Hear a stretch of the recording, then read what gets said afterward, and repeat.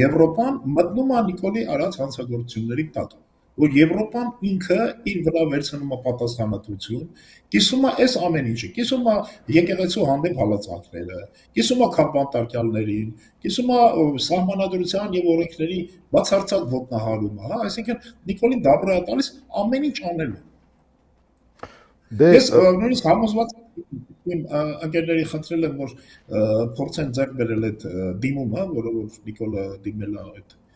Կալասին այդ գումարները ստանալու համար, ես համոզված եմ, որ մեջը գրած ա եղել ժողովրդավարության համար դա, որ դա խոսքի ազատության համար հասկանում ես, ու այս ցինիզմը ուտելի է եղել։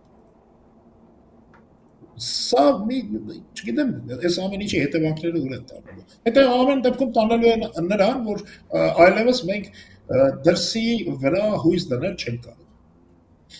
Դե դա գուցե լավ է, որ մենք դրսի վրա հույս դնել չենք կարողանա, որ գոնե կենտրոնանանք մեր ներքին ռեսուրսի վրա։